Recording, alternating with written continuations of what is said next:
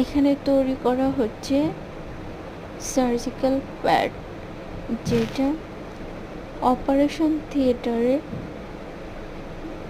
অপারেশনের রোগীদের অপারেশন করার সময় ইউজ করা হয়।